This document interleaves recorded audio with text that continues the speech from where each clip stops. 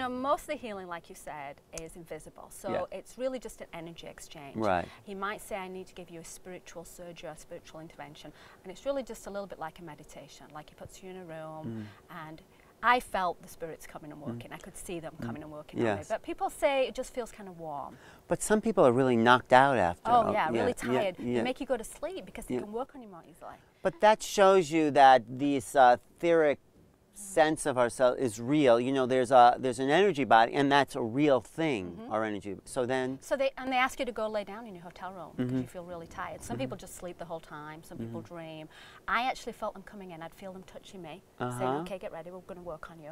And then I'd see them coming in. I'd go, okay, who are you? You'd see them? I actually saw them What do you mean? What did they look like? Not like clairvoyantly. Yeah, but what did they look like clairvoyantly? Well, first of all, I saw this man that came in to help me, and I said, you look a little bit like Dominacio, but, you know, the picture that's hanging, they have a painting. That was one of the spirits that he works with, Don Ignacio. He's one of the main spirits.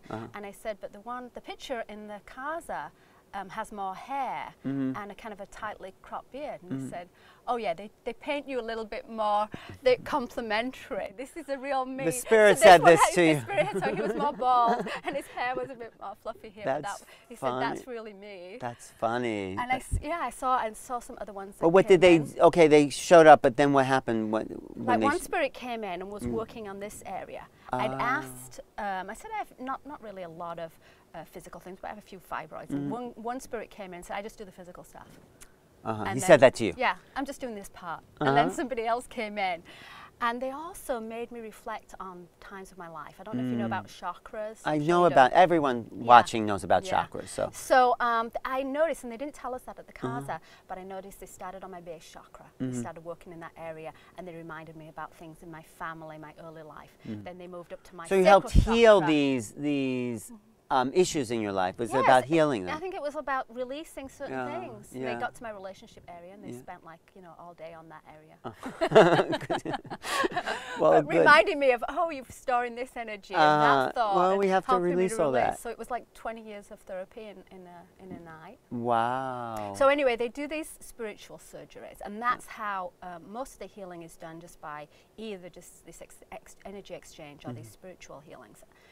But some people just can't wrap their head around it. They want something physically done to them. And so he takes volunteers, usually only about 1 or 2 a day, and he'll take them on the stage, and he literally will cut them open on stage. Cut them open where? With how? Well, like, you know, like if they've got a cancerous lump, maybe he actually cuts them open, and takes it out. And you'll see this? You can be right there. And you'll watch him.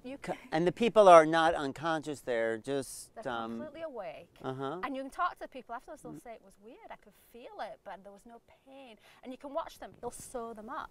And there'll be no scar? There's a little scar, but then usually it disappears pretty quickly. And those people are healed? Usually they're healed, yeah. So you volunteered one day. So we interviewed a lot of people, and we saw all these different surgeries.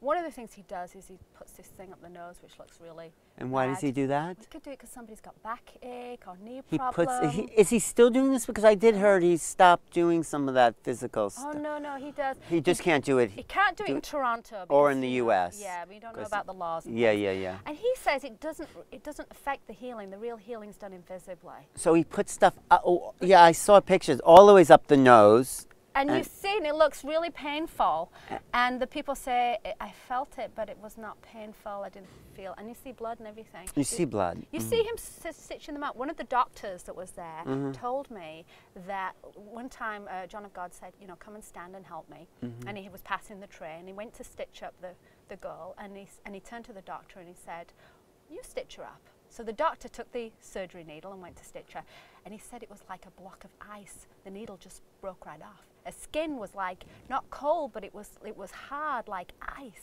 And John of God just laughed and picked up the needle and started sewing. What do you think is happening on an etheric level? I mean, if you tune in. Well, I asked the doctor about that particular incident. He said he thinks that the energy around that area has changed so dramatically that you know, that he couldn't touch it. But what do you think is happening overall to these people? You know, on the many levels of existence. You know, we have all these etheric bodies that have the blueprint to our physical. So, are you able to tune in and see like how that's being repaired on those higher astral levels? Yes, I think that everything that we have in our life that's a physical ailment or an issue or a stumbling block is all kind of energy around us that we've brought to us because we wanted that experience. We bring good and bad experiences, and it's part of life. We all have our stuff that collects around us. Yes. And I do think that if you are strong-willed or strongly enough connected, you can be healed yourself with a direct connection to whatever you call it, God or Supreme Being or Divine Source.